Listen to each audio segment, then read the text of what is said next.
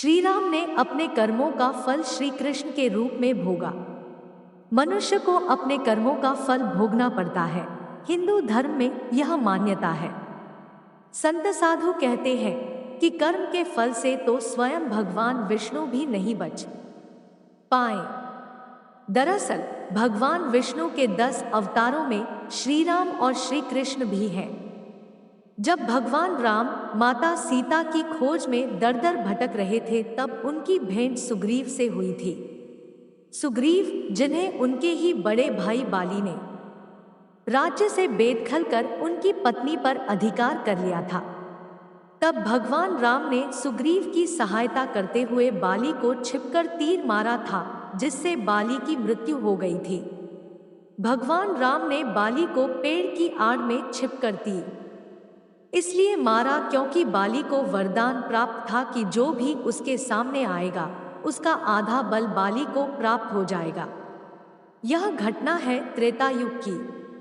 युग समाप्त होने पर भगवान राम अपने लोक चले गए।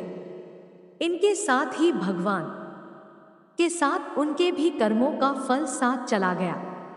त्रेतायुग में जब भगवान विष्णु ने श्री कृष्ण के रूप में अवतार धारण किया, तो पूर्वजन्म के कर्मों को फल भी उन्हें भोगना पड़ा।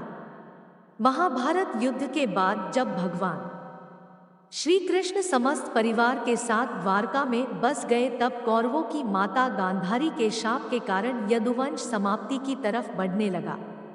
आपसी कलह और सहार के बीच यदुवंश में गिनती के लोग बचे। ऐसे में एक दिन श्री कृष्ण के बड़े भाई बलराम जी, जिन्हें शेषनाग का अवतार माना जाता है, समुद्र के तट पर ध्यान मग्न समाधि लेकर बैठ गए। विष्णु पुराण के अनुसार उस समय बलराम जी के शरीर से एक विशाल सर्प प्रकट हुआ और वह सागर में प्रवेश कर गया। इस तरह बलराम जी बैकुंठ लौट गए। दाऊजी के बैकुंठ लौट जाने के बाद एक दिन श्री कृष्ण एक पेड़ के नीचे लेटे थे।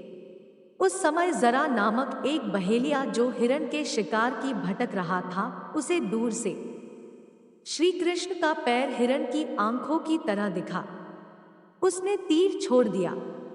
तीर लगते ही वह दौड़कर वहां पहुंचा, लेकिन हिरण की जगह श्री कृष्ण को घायल अवस्था में पाया। कुछ धार्मिक मान्यताएं हैं कि जरा नामक बहेलिया ही त्रेतायुग में बाली था, जिसने अपने पिछले जन्म में धोखे से प्रहार करने वाले श्री राम से इस जन्म में बदला लिया।